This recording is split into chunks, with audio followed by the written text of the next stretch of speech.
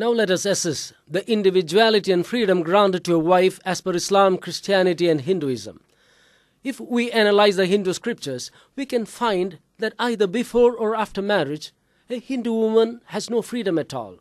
Chapter 5, verse 147 of the Manusmriti says, Balayava yuvatyava vrdhayava biyoshida na swadandriyana kartavyam kinjit karyam griheshwabi. Whether it is a girl, young woman or old woman, they have no freedom even to do or decide anything in her own house. Chapter 9, verse 3 of the same book it is written, Pida rekshadi kaumare, Bharta rekshadi yavvane, rekshandi stavire putra, nastri swadandriyamarhadi. Her father guards her in childhood, her husband guards her in youth, and her son guards her in old age. A woman is not fit for independence. The reason for denying women freedom is given in chapter 9, verse 2 by Manu. Aswadandra striya karya purushair swair divanisham vishayeshu cha sajjantya samstapya atmano vashe. Men must make their women dependent day and night and keep them under their control, because women are attached to pleasure and sensory objects. And in chapter 9, verse 81, Manu says, Vandyashtame dhive dhyabde dashamedu mrdapraja ega dashe stri janani satyustapriyavadini.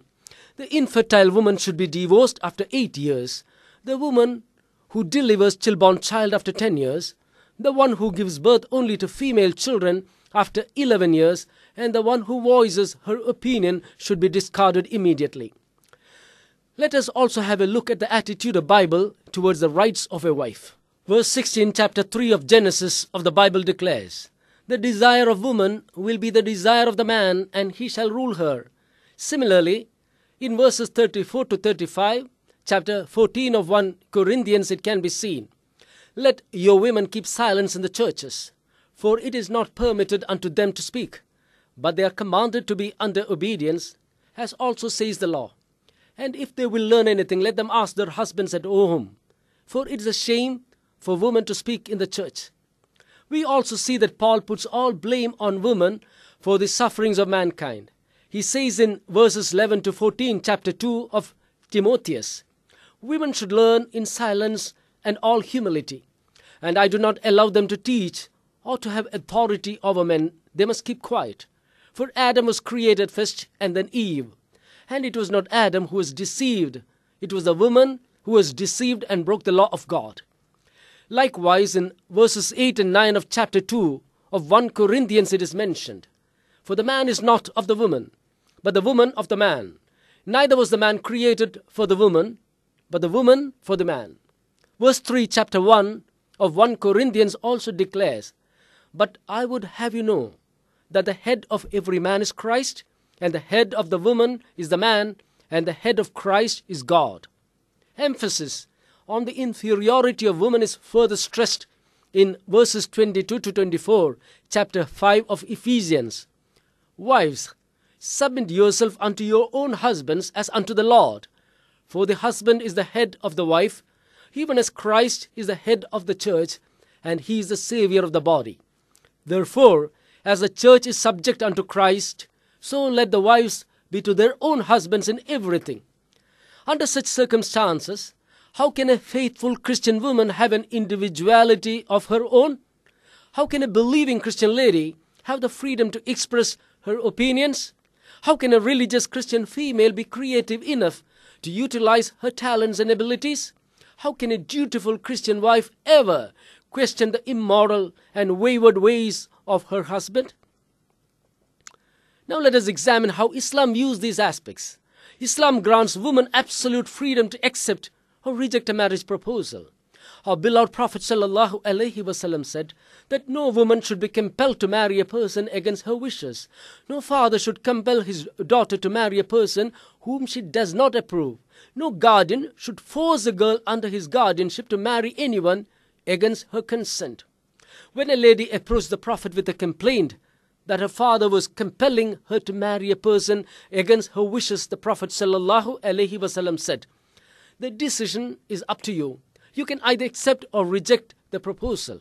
And the glorious Quran proclaims in verse 19, chapter 4, Ya ayyuhalladhina amanu, la yahillu lakum an tarithun nisa'a karha.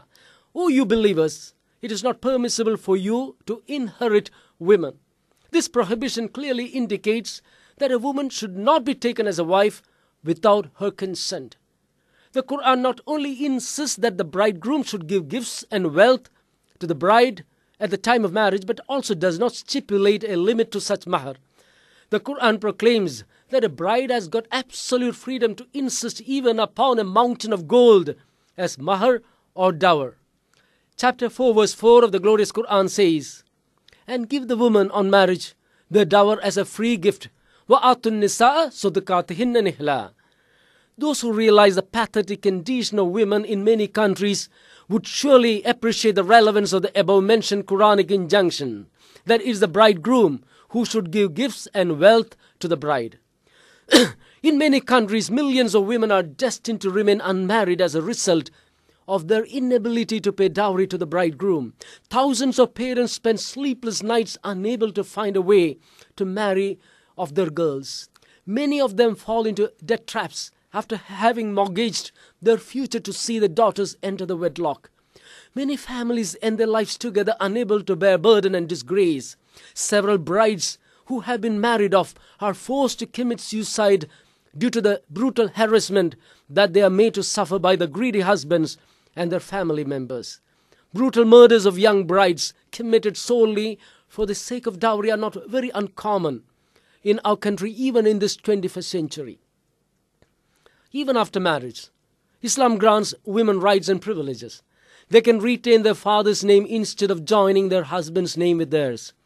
Prophet's wife, Aisha radiallahu anha, even after her marriage was known as Aisha bint Abi Bakr, Aisha, daughter of Abu Bakr, and not as Aisha Muhammad. Even after the marriage of Fatima radiallahu anha, she was addressed as Fatima bintu Muhammadin, Fatima, daughter of Muhammad, and not as Fatima Ali. Just imagine, even in this age of human rights and equal opportunities, most women are assigned only duties while their rights are denied to them. But the glorious Quran says in chapter 2, verse 228, وَلَهُنَّ مِثْلُ الَّذِي إِلَيْهِنَّ بِالْمَعْرُوفِ, and women shall have rights similar to the rights against them. Man and women, as per Islamic faith, is two sides of the same coin. Both have rights and duties, and they have to discharge them in the respective spheres. Regarding the behavior of a husband towards his wife, the Quran says in chapter 4, verse 19, وَآشِرُوهُنَّ بِالْمَعْرُوفِ, nor should you treat them with harshness. The husband should behave in the most just manner towards his wife, and the Prophet said, خِيَارُكُمْ خِيَارُكُمْ لِنِسَائِكُمْ. The best of men is one who behaves well towards his wife in the most honorable manner. Islam gives a woman right to fight against injustice. Chapter 58 of the Noble Quran is called Mujadila, which means the woman who argues.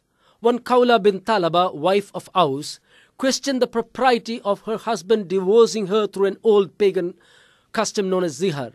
She questioned this custom and pleaded with Prophet ﷺ about its propriety and complained and prayed to Allah for the revelation of verses abolishing the same.